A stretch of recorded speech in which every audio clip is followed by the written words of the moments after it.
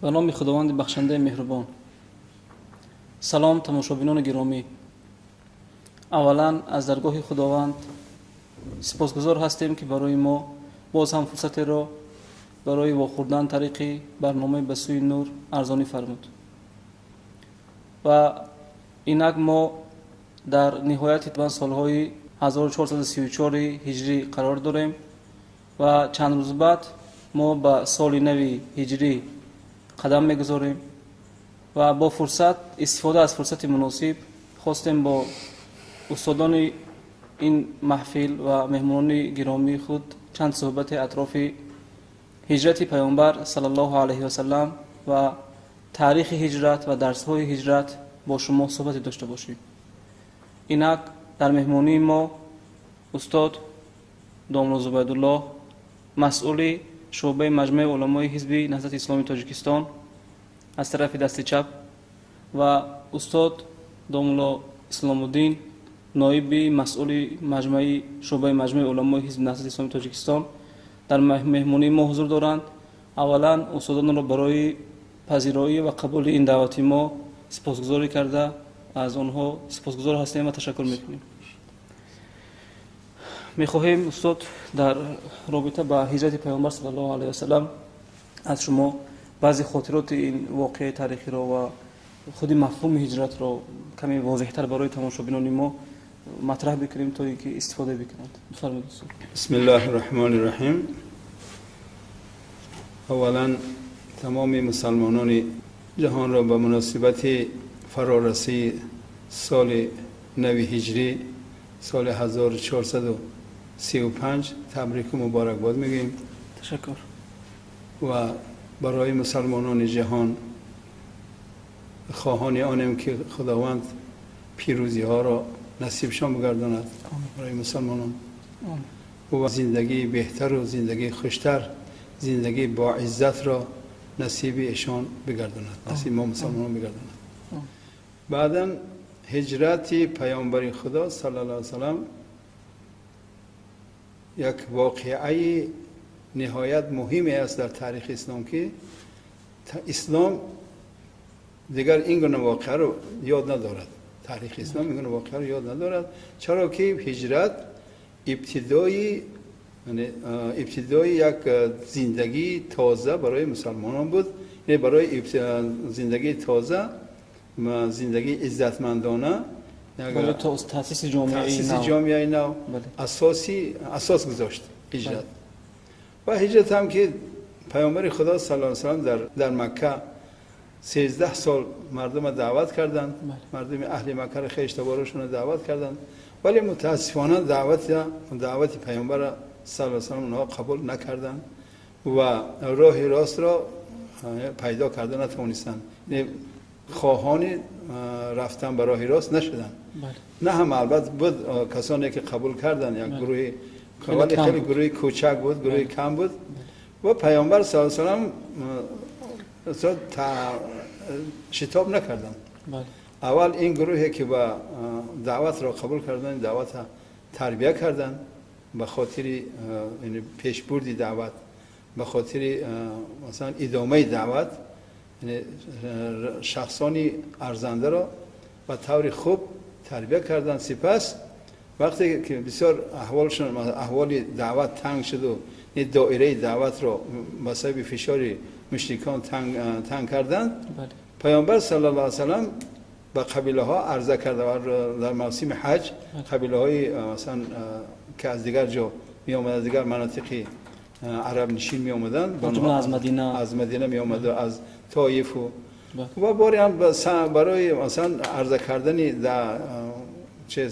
عرضه کردن دعوت اسلامی به طائف هم رفتند و تحقیر هم کردند، اهل طائف تحقیر کردند.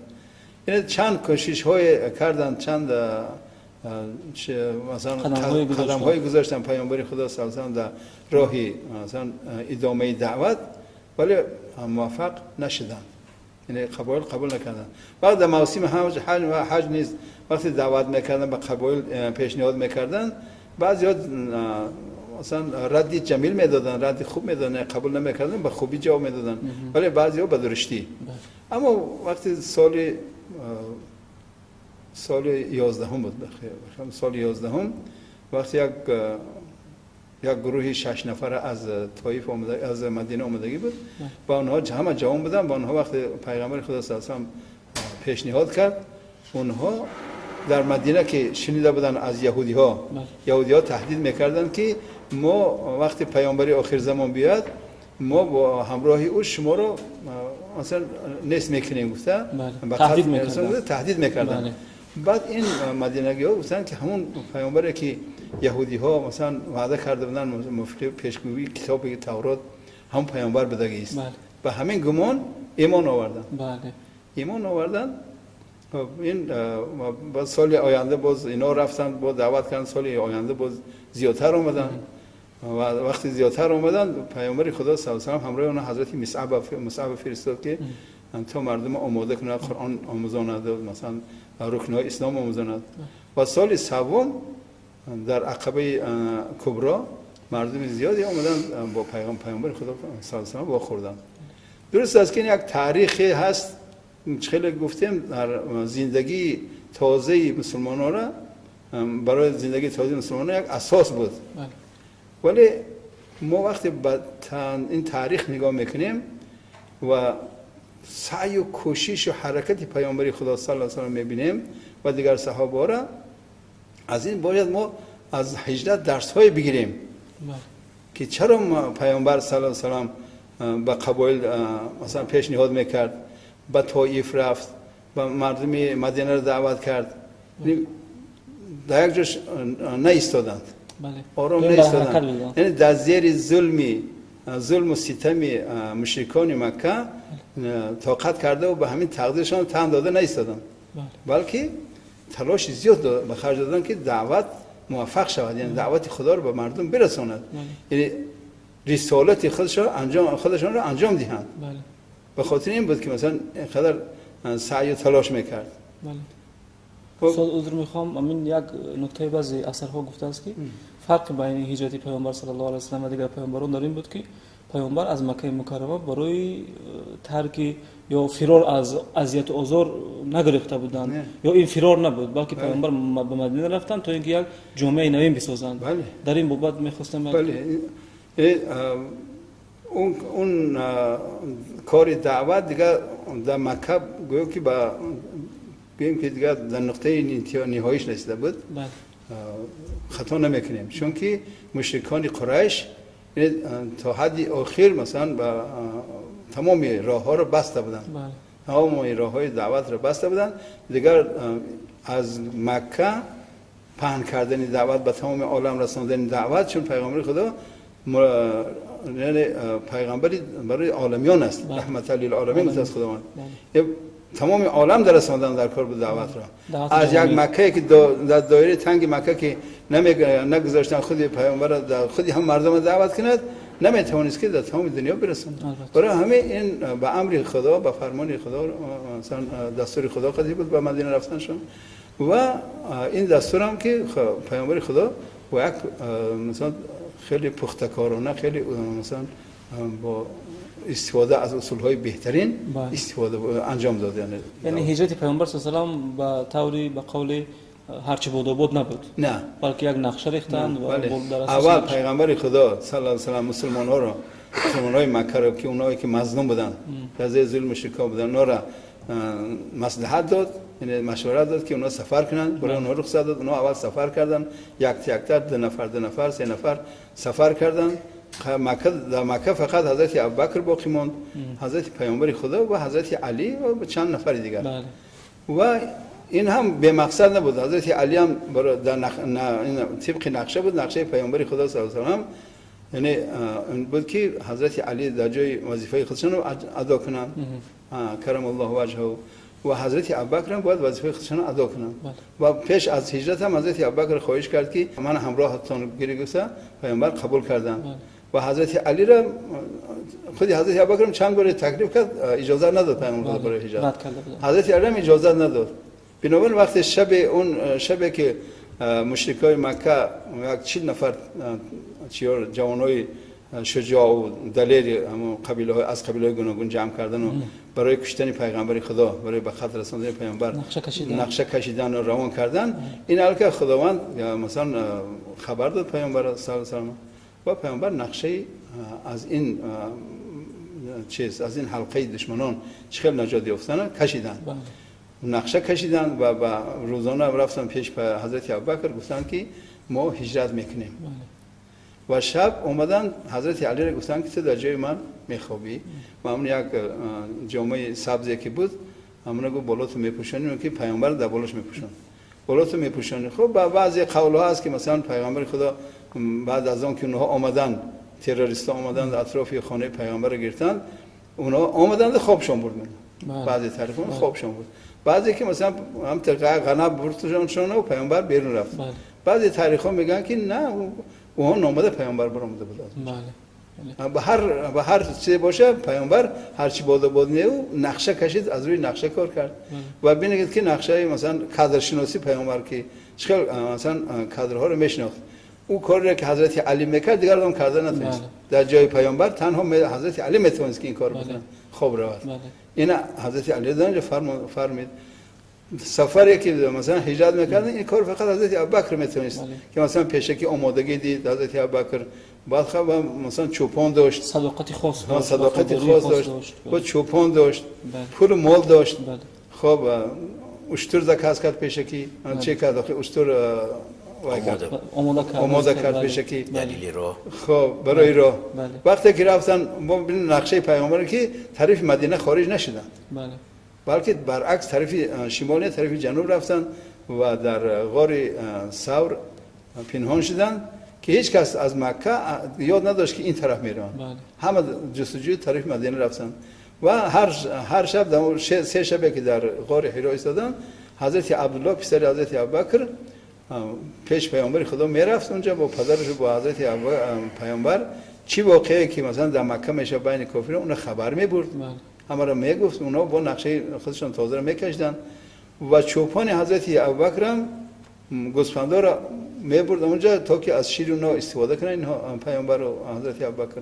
و هم استفاده هم مثلا صبح دم نشده عبدالله میبرامد از غار و گوسفندا از پی او میرفتن، پی گوسفندا کار میکرد، یعنی نابود میکرد که دیگه همین خیلی یک تو اثر برای دشمن ها پیدا نکنن، پیدا کردن نتونن.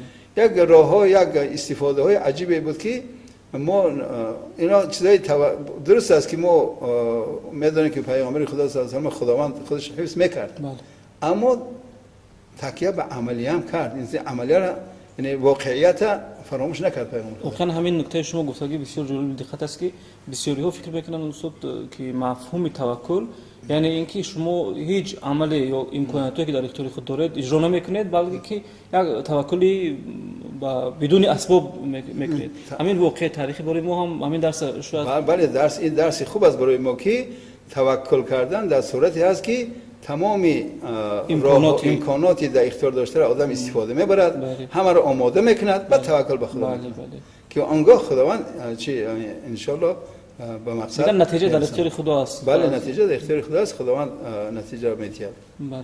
خب دیگه درس دیگری که ما مثلا از هجرت پیغمبر خدا صلی الله علیه و درسای خیلی زیاد دارن. البته درس دیگری که از هجرت میبینیم آرامی مثلا تمکینی پیامبر بود.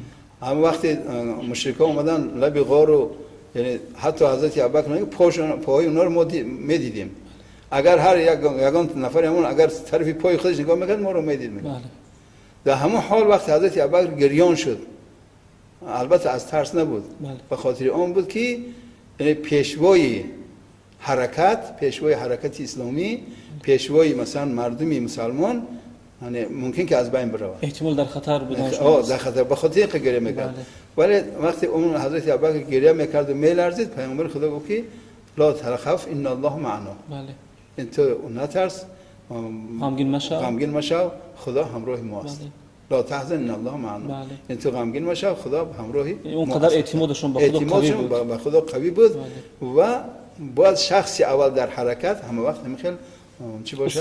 سوار باشد، قوی باشد، طرز وانمود کند که گویا که هیچ واقعا رخ دادگی نیست. هیچ آینده خطرناک هم در پیش بله. انتظار اونها نیست. تو اینکه همین ترس و خوف و دیگرها از تابعان از پیروان مثلا دور شد ترس خوف. بله. خب دیگر چیزی که ما درس اصلی که ما میگیریم از این چیز، از هجرت پیامبر صلی الله علیه و سلم، نباید انسان به خاطر جای زیست، به خاطر وطن، به خاطر مثلا محل زندگی تن به خاری ذلت دینش خار شود، ایمانش خار شود یا خودش به خاری ذلت دارد. اگر انسان به این درجه بره، خداوند چی موجب عذاب قرار میده، این مورد عذاب قرار میده. چرا در سوره مثلا نیسا هم آمده است که مثلا وقتی یک قومی که خودشان ظلم میکنن، یعنی به سرشون بلاهای زیاد میاد، دینشون مثلا مورد خطر قرار میگیرد، زندگیشون مورد خطر قرار میگیرد، آبروشون از بین میرود، ذلت خاری به سر اینها میاد. با وجود همین وقتی که مثلا به همین صبر میکنن، آرام تن میتونن، مثلا اینجا سفر نمیکنن، اینجا هجرت نمیکنند و نمیکوچند، نمیروند، اونها رو وقتی از دنیا میگذرن، ملائکه میگن که قالوا الم تکن ارض الله واسعه فتهاجروا فیها. آیا زمین خدا واسع نبود که شما هجرت میکردید؟ برای مسلمان تمام زمین، تمام نقطه‌های زمین وطن است. بله، هر جا که امنیت دینی و بله، هر جا. انسان وقتی اینها مثلا چخیلی که اصحاب کهف رفتن در غار پنهان شدن، دینشون رو نگاه داشتن، از دشمن دینشون نگاه داشتن، ایمانشون نگاه داشتن در برابر جانهاشون. و وقتی که پیامبر خدا مسلمانان به مدینه رفتن، اینا هم خیر. وقتی که مثلا حضرت موسی بنی اسرائیل گرفت و از بحر گذشت، مثلا به سرزمین فلسطین اومد، برای حفظ جان، حفظ دین، حفظ شأن و شرف، حفظ آبرو بود. ما هجرت این خیلی باید مثلا از هجرت این خیلی درس باید بگیریم. این خیلی بیاموزیم که هجرت چه دارد، چه اهمیت دارد. حضرت سعدی میگه که سعدی حب وطن گرچه حدیث صحیح نتوان مرد وزیلت کی من اجازه داد. و همین به خاطر که من زادگاهی ما گفته انسان اگر همه ذلت به خودش برداره، این خوب نیست. مثلا شما نگاه کنید که از تمام هجرت هایی که در دنیا شدن، مثلا همه همینا به اهمیت بوده و مثلا به فایده راه حق بود، به فایده دعوت بود. خب بگذاریم به همه هجرت هایی که مثلا در چی بعضی برادران مسلمان هجرت کردن به آسیای جنوبی، به کشورهایی که آسیای جنوبی و مثلا اندونزیا و مالزی، اینجا اصلا هجرت کردن و تجارت هم کردن. هم خیلی بود. ولی از هجرتیان نگاه کنید، امروز در دولت بزرگی مثلا دنیا اندونزیا که زیاده از 100 میلیون اهالی دارد، اکثر اهالیش مسلمان است. تأثیر همین مهاجران بود. این نه به شمشیر کشیدن بود، نه به ارمیک بردن، مثلا لشکر کشی بود، هیچی نبود. به تأثیر همین هجرتی مسلمان‌ها بود. یا مالزیا رو ببینیم که مثلا زیاده از 50% مردم مسلمان است. دیگه خیلی مسلمانان زیادن در قسمتی آسیای جنوبی. ولی از طرف دیگر استاد مثلا دیگر ما برای محبت وطن و دلباختگی پیامبر صلی الله علیه و سلم به وطن اگر نگاه کنیم، این تحلیلی که شما گفتید این هم در جای خود خیلی تحلیلی واقعا جدی است و ما باید این تحلیل به نظر بگیریم. ولی از نگاه دیگر اگر ببینیم، پیامبر صلی الله علیه و سلم 13 سال در مکه مکرمه بودند، هم اوضاعها را به خود تحمل کردند، بدون اجازه یا دستور خداوند از مکه مکرمه بیرون نرفتند. و حتی در بعضی روایت‌های صحیح هم هست که وقتی از مکه بیرون آمدند با مکه خطاب هم کردند که گفتند که ای مکه، من تو رو دوست می‌دارم، اگر مرا این مردم از مکه بیرون نمی‌کردند هرگز از تو بیرون نمی‌شدم. یعنی این دلالت می‌کند که مسلمان با وطن خود باید صادق باشد، وطن خود رو دوست بدارد، خاک وطن خود رو دوست بدارد. این هم فکر می‌کنم که یکی از درس‌های دیگر است. محبت وطن، حب الوطن من الایمان، پیامبر صلی الله علیه و سلم گفتند یعنی محبت وطن از ایمان است. این محبت در جای خودش. بله. ولی گفتم که مثلا این محبت نکشد تا جایی که انسان دین و ایمان و ذلیل شود، خار و ذلیل شود. او حب وطن، ما مثلا وقتی مسلمان از وطن هجرت میکنند، محبت وطن در دلش هست. البته فقط اون کسانی که ظالمایی که در وطنش قرار دارن، او را مورد ظلم قرار دادن، از اینا هجرت کرده است، ترک وطن نکرده است. و پیغمبر خدا مثلا وقتی در مدینه بودن بسیار آرزو داشتن، مثلا آرزوی مکه را میکردند و حتی قبله مسلمانان تغییر خورد که از طرف بیت المقدس گشتن با آرزوی پیامبر، به خانه که به همه آرزوی پیامبر که مثلا پیامبر خدا آرزو داشت که همین طرف قبله باشد، خداوند همه آرزوی پیامبر عملی کرده، خانه کعبه را قبله کرد. قد نرى تقلب وجهك في السماء. بله قد نرى تقلب وجهك في السماء فلنولینک قبلة ترضاها. یعنی ما به همون طرف میگردانیم که یک قبله که تو تعود چی خوشنودی روزی. این نشانه محبت پیامبر صلی الله علیه و آله به وطنش به نسبت به وطن. امروز هم که مثلا مهاجرای ما مثلا بسیار جوانای ما میرن به طرف روسیه و به طرف دیگر کشورها میرن، اینا باید از همین درس‌های هجرت پیامبر مثلا چی بگیرن؟ عبرت بگیرن. هم مثلا وقتی هجرت میرن، هم برای پهن کردن فرهنگ ملی، فرهنگ اسلامی، اخلاق اسلامی به دیگر مردم کشورهای دیگر تاثیرشون برسونن.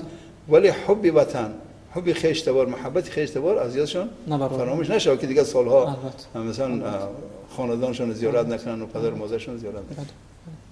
استاد میخواستم در قسمت دیگری همین برنامه خود از علامه اقبال لاهوری بعضی بندهای شعری اونها رو به خاطر بیاریم، چون شما با این شخص با حیات فعالیت و اشعارشون خیلی زیاد آشنایی دارید. براستی خودی من وقتی که این مصرع ها رو خواندم با هیجان آمدم و در ذهن من سوال‌های پیدا شد که علامه اقبال لاهوری میگن که قصه گویان حق زیما پوشیدن، معنی هجرت غلط فهمیدند. یعنی گویا یک سوالی پیدا میشود که ما تا امروز هجرت رو درست فهمیدیم. میخوام که نگاه علامه اقبال لاهوری رو واسه به هجرت کمی شرح میدادید شما. تشکر. بسم الله الرحمن الرحیم. البته در ادامه بحثی استاد محترم با الهامی که ما از گفتار این کس گرفتیم چند کلمه را میخوایم مقدمتاً الهام کنیم، بعد بیایم سر سوالی دادگی شما. از بیانات استاد چنین فهمیده شد که اصلا هجرت یک حرکتی است که تعلیم میدهد برای تاریخ که ما باید در تلاش باشیم. و این حرکت هم همیشه در اساس یک مقصد آغاز میشه، صورت میگیرد و اون مقصد هم برداشتن همه ناعدالتی ها و ظلم و استبداد از روی زمین است تا که بشریت به یک عدالت برسد، بشریت به یک کرامت و فضیلت دست پیدا کند که چنین هم شد.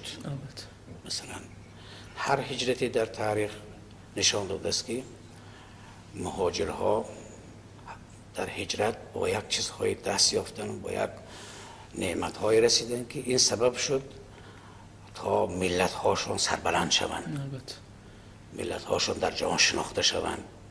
از هجرت‌های علمی تا هجرت‌های سیاسی، هجرت‌های اقتصادی، مجموعه هجرت‌ها سبب ارتقای هم ملت و هم دین و هم هدف‌هایی که داشت. البته فهمیده میشه که هجرت باید هدف داشته باشه. به همین گفته شما استاد عذر میخوام، حتی قرآن هم اشاره میکنند که ما یهاجر فی سبیل الله یجد مراغما کثیرا و سعا. حق است. نکته دیگری که در اینجا باید اشاره شود، آیا هجرت یک پدیده است یا یک اصل؟ به اساس تحقیقاتی که درباره هجرت شده است در کتاب‌ها فهمیده میشه که هجرت یک اصل است که در تمام کائنات در تمام موجودات وجود دارد. از هجرت پرندگان سر کرده تا هجرت ماهیان دریا تا حتی تحول سال امسال، این یک اصلی است که در طبیعت و در حقیقت حیات وجود دارد. اما وقتی این پدیده را نسبت این حقیقت را نسبت به انسان نسبت میدیم، آیا مطلق هجرت برای انسان همچون پدیده است یا یک چگونه باید تفسیر شد؟ فهمیده میشد که در انسان این هجرت همیشه باید جهت داشته باشد و طرف داشته باشد، نه اینکه یک چیزی همونطور یا به این معنی بگیم اضطراری یا که تصادفی، به این معنی فهمیده شد. از این لحاظ چگونه که شما گفتید محمد اقبال هم همین مفهوم غلط را که بعضی آدم‌ها از هجرت چی در تاریخ پیامبر صلی الله علیه و آله و چی در هجرت‌های دانشمندان علما در سیر زمان وجود داشته است، خواست است یک مفهوم درستی را برای ما ارائه کند و با اون عقلی که اون بزرگوار داشت و تجربه‌ای که اون کس داشت. و خودشون هم بارها هجرت‌های علمی داشتن. البته این چیزی که در حیات اون کس زیاد دیده میشد. از این لحاظ خواست همون هجرتی را که خودی رسول الله صلی الله علیه و سلم چگونه اشاره شد کردن و با چه کامیابی هایی که آنها صاحب شدن و چه هجرتی که در تاریخ باید صورت بگیرد، یک اشاره داشته باشه و یک برنامه برای مسلمان ها بودن. چون که مصرع شعری که شما خوندید که قصه گویان حق زیما پوشیدن، البته مفهومی که این حضرت جرأت کرده باشه به تاریخ نویسا نیست، البته، اما مقصد این است که جهت های بسیار پرفایده شه فراموش کردن، پوشیده مانده است و در تذکره های مثل قصه گویی، خود قصه گویی که در وقت عبرت داشته باشه قصه به معنا میشه. از این لحاظ گفتن حقیقت به ما پوشیدن، معنی هجرت غلط تفسیر کردن، تفسیرهای مفید نگفتن، هم چیزی تاریخی نوشتن. بعد مصرع دیگه که این بزرگوار میگه محتوای بحث در همین جاست. البته چی است این هجرت؟ آیین حیات مسلم است. هجرت آیین حیات مسلم است. چون کلمه مسلم اشاره دارد بر هدفمند بودن، چون با صفت بیان می شود.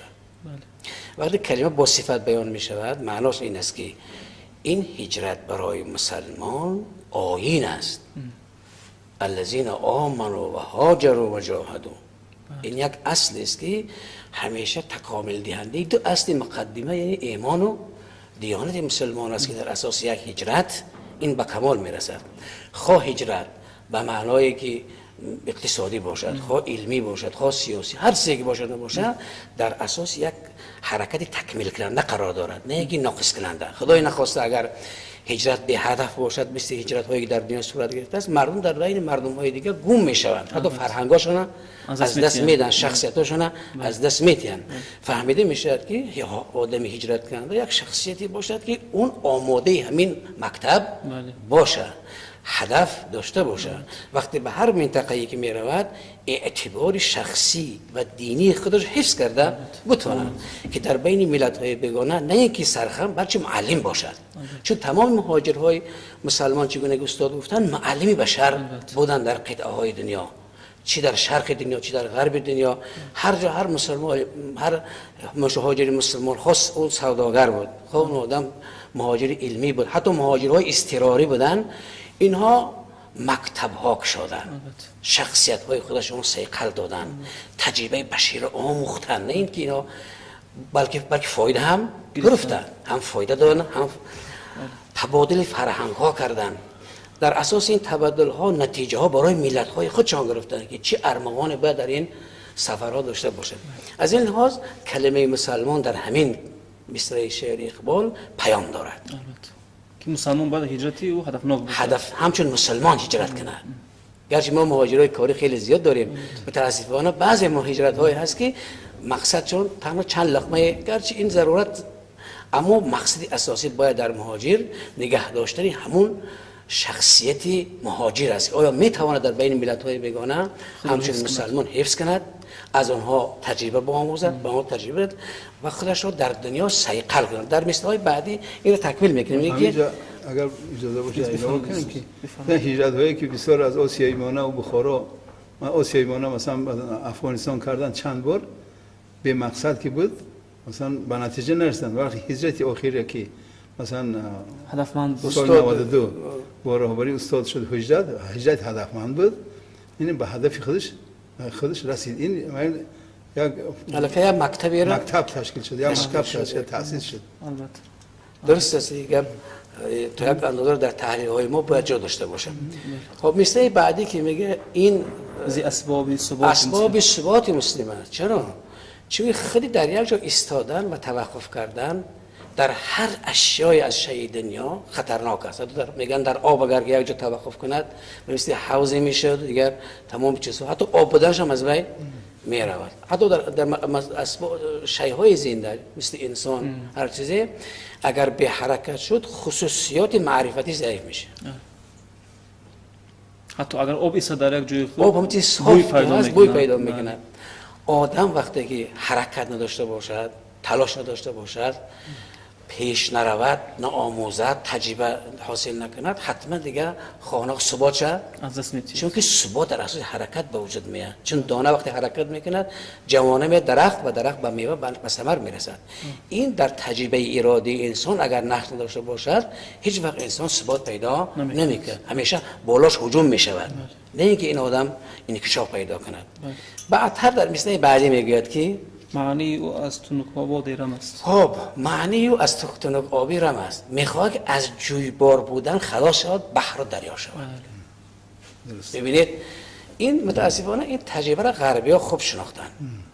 ما مسلمان ها این دینی ما، آیینی ما، معرفتی ما، مثلا تعلیم پیغمبری ما هست، متاسفانه ای دست دادیم.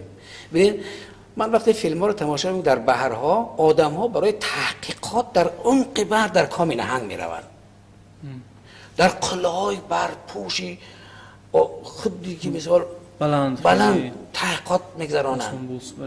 حتی تا کیهان ها میخوان برای من بفهمن در سیاره ها چی گپ. حال آنکه این باید مال ما باشد، ما میخوان از یک کشفیاتی با وجود بیارن. حتما باید که چنان از جویبار بودن به بحر بودن به اوکیان بودن برسانند. این چیزهایی هسته که باید ما از این درسی که اقبال این فکر به ما پیشنهاد کرده است اینا را استفاده بریم و این حکمت ها را بدانیم، حفظ کنیم و به دیگران بفهمانیم که نفهمن هجره قصه تاریخی پیغمبر خود ترسیده گریخت. حتی اینجا هم در مثال بعدی میگه که نگن که از قوم ترسیده گریخت. این خیلی نبود. این مکتب بود. این مکتب باید انکشاف پیدا میکرد. مانع که پیدا شد حرکت کرد.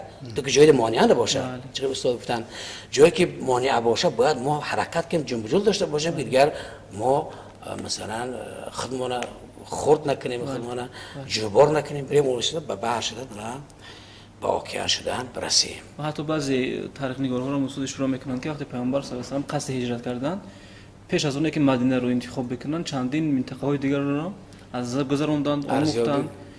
بعد از اون که با یک اطمینان معین اومدن بعد مدینه رو انتخاب کردن، چون که امنیت خوبتر از نگاه استراتژی جای خیلی مناسب مدینه منوره بود. البته چه گرفتیم باید هدف داشته باشه و برنامه و نقشه وجود داشته باشه.